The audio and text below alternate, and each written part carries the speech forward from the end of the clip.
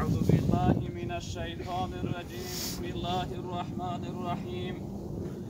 الحمد لله الذي خلق الموت والحياة ليبلوكم أيكم أحسن عملا، والصلاة والسلام على أفضل الأنبياء والمرسلين وعلى آله وأصحابه أجمعين.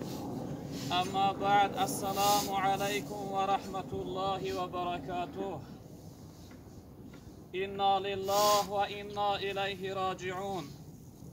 برادران عزیز، ما همه بندگان خدا هستیم.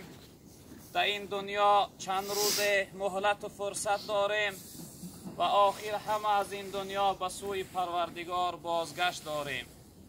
چشد هر نفس آخر شربتی مرگ، زی هر نخل بریزد عاقبت برگ. هر شخصیتی که جان دارد آخر این شربتی تلخی مرگ را می چشد و از این دنیا به یک جهان امید و آرزو و به دلی پر حسرت به سوی آخرت بازگشت میکند. این لحظه این خواهر محترممون در سن 33 سالگی مثل گلی که نو شکفته بود، یعنی پژمرده و خزان شد. مرگ چنین شخصیت ها خیلی عبرتی بزرگی هست برای شخصیتی که بخواه اگر که عبرت بگیره، پند بگیره، نصیحت بشنوه، در چنین حالت، در چنین مراسم، در چنین مرگ چنین یعنی گلهای نو شکفته انسان باید عبرت داشته باشد. مرگ این شخصیت برای ما بی‌وفاگی دنیا را بیان داره. برادران عزیز، که این دنیا وفا نداره، این دنیا همیشگی و ابدی نیست، این دنیا جای زیست و قرار گرفتن نیست. و همین خاطر ما و شما وقتی که در مراسم جنازه جمع می آییم باید که یک پند عبرتی خوبی بگیریم. باید مرگ خودمون ما به یاد بیاریم که حتما یک روز این چنین ما را در بالای این چارچوب میارن و مردم برای جنازه ما جمع میزنند. اون لحظه غیر از الله هیچ کسی دیگر از حالت ما خبردار نیست. برای همین برادران عزیز و بزرگوار باید که ما و شما وقتی در چنین مراسم جنازه جمع میاییم خودمون از خواب غفلت بیدار کنیم.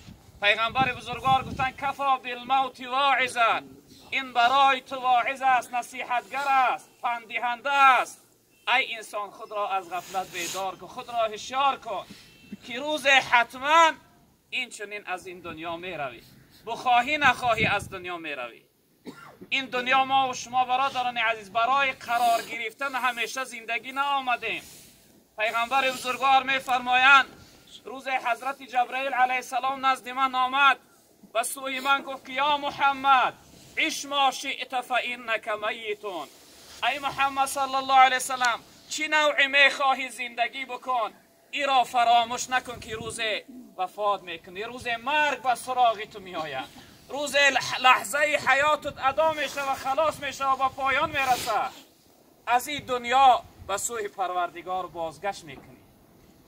و همین خاطر ما و شما هم باشیم برادران عزیز و بزرگوار باید که از مراسم جنازه این خواهر محترمون یک درسی خوبی بگیریم، برای ما عبرتی خوب شده باشه که ببینه که مرگ از یاشی و پیری نبوده. برادران عزیز، مرگ قامتی خمگشته پیران نشانی مرگ نیست، یک کمانی خم شده صد تیر را در خاک کند. یعنی پیر شدن نشانه مرگ ناگهان یعنی به سراغ انسان میاد. به همین خاطر همه وقت همیشه ما و شما هوشیار و بیدار باشیم. روایت میکنند در زمان حضرت عمر رضی الله تعالی عنه جوان در گرمی های روز به سوی مسجد جناب پیغمبر عبادت می آمد. حضرت عمر میگه به خاطر سنجی سر راه اون جوان گرفتن. تن ای فرزندم حال جوان هستی، تو حال یاش هستی، چقدر خود را غم میتی در گرمی ها نماز میایی، حال پیر شوی بعد عبادت میکنی. جوان گفت که یا امیر المؤمنین، ای حضرت عمر گفت کم میوه به پختن میرسه، کم میوه گفت بس یعنی که به پختن، یعنی کم جوانی هست که به پیری میرسه. امروز ببینه که ما چند وقت شد که جنازه میکنیم در این صحنه، در اینجا فقط شخصیت هایی هستن یا 25 ساله یا 30 ساله یا 35 ساله در این لحظه هستن. و همین خاطر ما و شما هم برادران عزیز و بزرگان نمیدانیم که نوبت جنازه دیگر برای کدام ما مردم جمع میزده باشند. برای خودمون از غفلت بیدار کنیم، خودمون هوشیار کنیم. کشا بحری خدا دو چشم عبرت، ببین در خاک درهای نبوت. کجا شد سروری اولاد آدم، کجا شد احمد محمود خاتم. کجا شد عامه معراج افلاک، که به یثرب رفت زیر پرده خاک. کجا شد عارفانی دیده گریان، کجا شد عاشقانی سینه بریان. ببینی جمله را در پرده خاک، چرا چون گل نی با سینه چاک. برو باره به گورستان گذر کن، به حالی اقربایانت نظر کن. چی میگویند دانایان خاموش، بگیر عبرت از آن جمع کفن پوش. برادری عزیز بزرگوار، بیای ما و شما خودمون از غفلت بیدار کنیم. بیای این بدنیتی و بدبینی که امروز در جمعیت ما از اینها را از جمعیت دور کنیم. والله قسم حیات اندک دنیا کرای بدبینی و قهریگی و بدگویی نداره برادران عزیز. بیای از درونهای خودمون پاکیزه کردن سر کنیم، اصلاح از خودمون سر کنیم. آخر یعنی که مثل این خواهر محترمه ببین، تا جای ما فهمیدیم این خواهرچه ما 4 فرزند داشته، کلانش 10 ساله و میدهش 2 ماهه. یا الله، اون کودکی که 2 ماهه است. ما و شما کلانها آرزوی آغوش مادر داریم. ما و شما میخواهیم تا که در آغوش مادر باشیم. یا الله، اون کودک مادر به سری ندید. این بی‌وفاگی دنیای برادری از خود از غفلت بیدار کن. کودک 2 ماهه را شربت تلخی یتیمی را امروز در کامش چشاند. به خود بیاییم، بیدار شویم برادران عزیز بزرگوار. این مرگ یعنی این جنازه، این مراسم خیلی درسی بزرگی است برای ما. البته درسی بزرگ است برای انسان عاقل، برای انسانی که عقل دارد و عقل شکار میفرمد.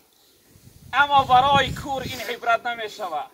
برای انسانی که در غفلت رفته است، برای شخصیتی که دلش سیاه است، درون و بیرونش تاریک شده است، برای او درس نمی شود برادر عزیز بزرگوار. حتما یک روز ما مثل این خواهرمون سفر آخرت میکنیم انشاءالله. از خداوند امید داریم. ما در روایت ها میخونیم پیغمبر بزرگوار گفتن من مات غریبا فقط مات شهیدا. هر شخصیتی که در غریبی وفات کنه وای شهید مرده است. انشاءالله امید داریم این خواهرمون بهترین مرگ که مرگ شهادت است، درجه شهادت از خود کرده است. و در روایت دیگر هم پیغمبر بزرگوار گفتن من قتل نفس بطنه فهو شهید.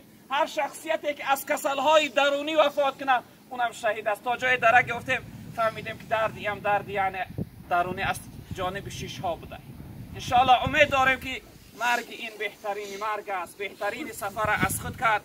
ما و شما هم باشیم برادران عزیز و بزرگوار، برای این روز متوشه جمع کنیم، آمادگی و تیارگی ببینیم که حتما یک روز ما و شما هم میرویم. این مزرعه عمر از نشاط آمده پاک، دهقان اجل نکیش جز زخم هلاک. چون دانه گندم همه باسد دل چاک، از خاک برآمدند و رفتند به خاک. راهی همه ما و شما برادران عزیز و بزرگوار آخر به سوی خاک رفتن است. این دنیا یعنی که یک جای همیشگی. حضرت عبدالله ابن عمر میگه امارت راست میکردن، جناب پیغمبر صلی الله علیه وسلم اومدن در آغوش گرفتن، گفتن یا عبدالله، گفتن ای عبدالله کن فی دنیا کانک غریب. گفتن در این دنیا مثل غریب، مثل مسافر زندگی داشته باش، او عابر السبیل، که مثل یک مرد راه گذر. ما و شما هم این نصیحت پیغمبر بزرگوار برای خودمون عبرت داشته باشیم برادران عزیز. اکنون وقت سرد و خنک است، با یعنی که ما به طرفی یعنی فرودگاه میبرم، وقت زیاد نمیگیریم. انشاءالله از خداوند امید داریم که این خواهرمون هم هر کمبودیه که بین خودش پروردگار باشه، پروردگار بسیار بخشنده مهربان است. از خداوند امید داریم انشاءالله که یعنی که این رنج و دردمندی که در این غریبی کشیدن و مرگی که در این غریبی دیدن، خداوند این سبب کفارت گناه ها و سبب بلند شدن درجهش گردانده باشه. و دویمش حق بنده های خدا هست. یکی حسین شوهرش و دیگر برادرهاش و خش تبارهایش که هسته، اگر بین تو چی کم بودی باشه خواهش میکنم ببخشه. خداوند بخشنده ها را دوست می‌داره. یعنی این لحظه بسیار سفری دور و دراز، سفری خطرناک است. تا آخر جمعیت دعا کنیم پروردگار بار الها سفر این خواهر ما را سفری عروسی بگردان. پروردگار سفرش به خیر بگردان. پروردگار از دنیا چیزی ندیدن آخرت آباد بگردان. پروردگار زبانش برای جواب منکر و نکیر گویا بگردان.